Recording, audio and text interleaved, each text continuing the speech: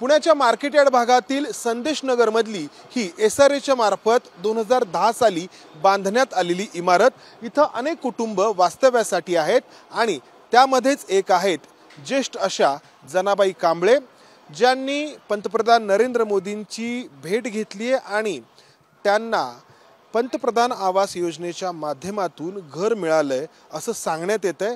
वास्तव काय आहे हे आपण जाणून घेण्याचा प्रयत्न करणार आहोत।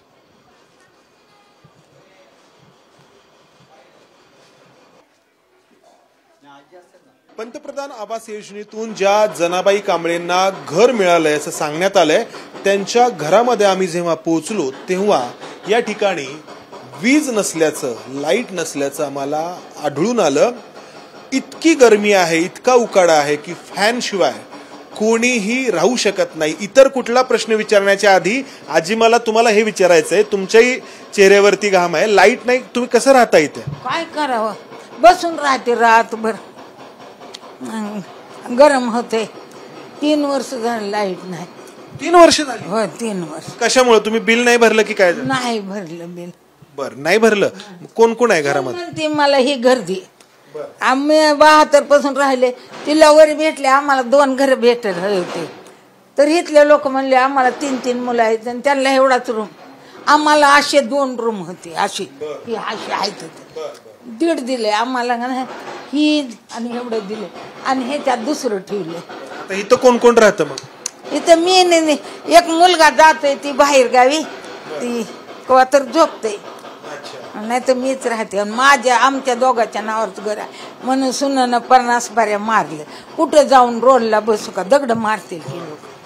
आता हा तुमचा झाला कौटुंबिक वाद। तुम्हाला हे घर जे बांधून आहे, तुम्ही 72 पासून इथं राहत होता, त्यावेळी इथं झोपडपट्टी होती। आता हे SRAच्या मार्फत तुम्हाला जे घर भेटलं ते कधी भेटलं तुम्हाला? किती वर्ष झाली? 3 का दिपाळीला 10 वर्ष झालं, बरोबर किल्ल्या दिल्या। 11वा वर्ष चालू आहे आता। दिपाळीला 11 वर्ष संपत आहे। म्हणजे वर्ष साधारणपणे काय आठवतंय का? 2012, 2013, 2014 कुठलं होतं आठवतंय का?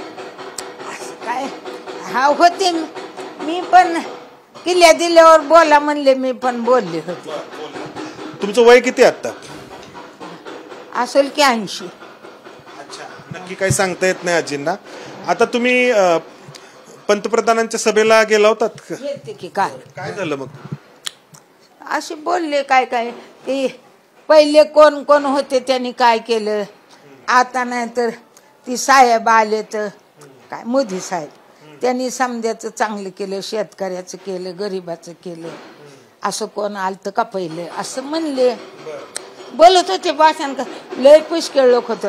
मला इथले म्हणाले नको नको, आव पुल्ल्या पुल्ल्या, आता पुल्ल्या आपण काय राहतो काय या मतदानापासून, हाय आता जावा म्हणूनच गेले मी। पुढच्या मतदानापर्यंत आजी तुम्ही राहणार?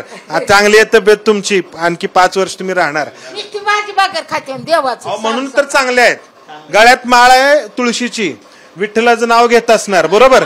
2 वक्ताला 10,000 जप करते, सकाळी 10,000 संध्याकाळी। म्हणून तर तब्येत आहे, भाजी भाकरी खाताय म्हणून आणि विठ्ठलाचं नाव घेत आहे। लसूण नाही, वशाट तर काय नाही, दूध बी नाही, तूप बी नाही। आता मला सांगा की तिथं गेल्यानंतर तुम्हाला हे घर कधी भेटलं? म्हणजे नक्की तुम्ही म्हणता की दिवाळीला 10 वर्ष झाली, म्हणजे 11वा वर्ष चालू आहे, त्यावेळी भेटलं का आता 2, 4, 5 वर्षांपूर्वी भेटलं? काय नाही, 10 वर्ष झालं दिपाळीला, आणि किल्ल्या वाटल्या, किल्ल्या दिल्या समजायला।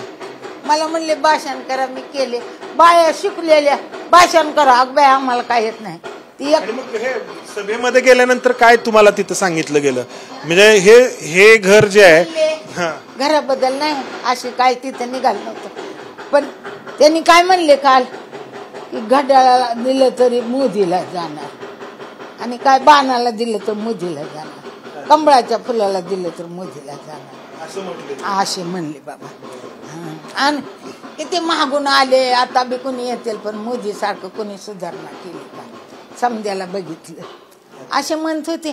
लांब होते लोक, कुटवरच्या कुटवर। मला इथले लोक नको, लय चल रोडला इकडं गाड्या सोडल्या, तिथवर चलत गेले। आता पोटासाठी काय करायचं, मग काय करायचं?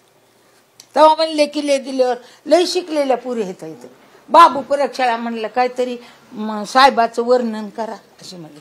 80 वर्ष वय आहे आणि आपल्या स्वतःच्या जीवावर निवडणुकीचं राजकारण आणि त्याच्या माध्यमातून घेतला जात असलेला श्रेयवाद हे सगळंच या आजींच्या इतक्या प्रांजळ सांगण्यातून उघडं पडतंय.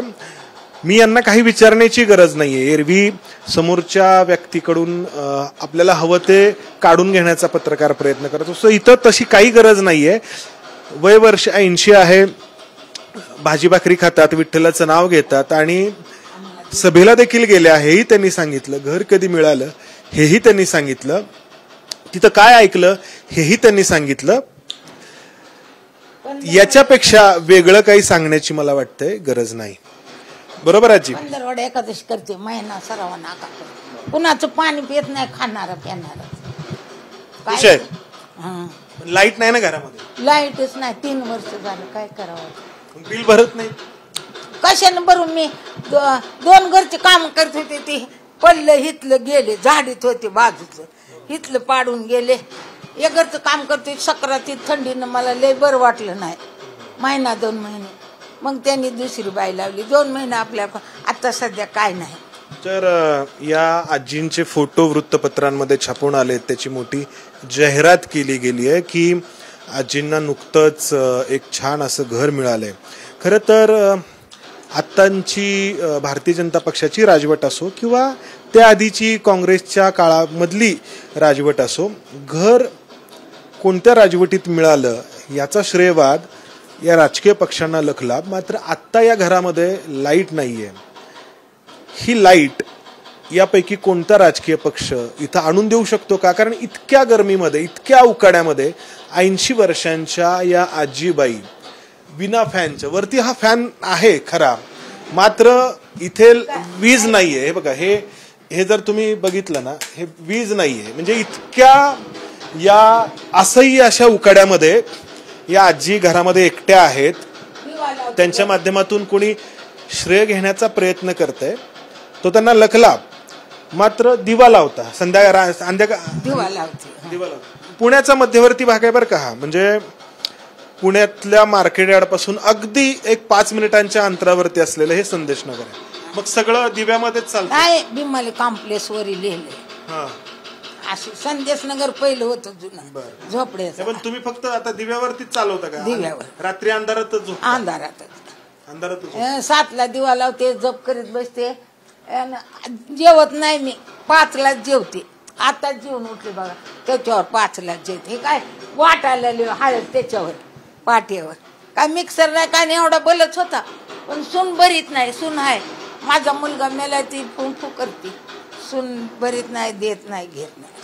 या आजींच्या कौटुंबिक समस्या ज्या आहेत त्या त्यांच्याजवळ, मात्र त्यांच्या माध्यमातून जाहिरात करून जे श्रेयवाद करण्याचा, श्रेय घेण्याचा जो प्रयत्न करतायत, त्यांच्याकडून अपेक्षा एवढीच आहे की या आजींच्या घरामध्ये किमान लाईट तरी यावी.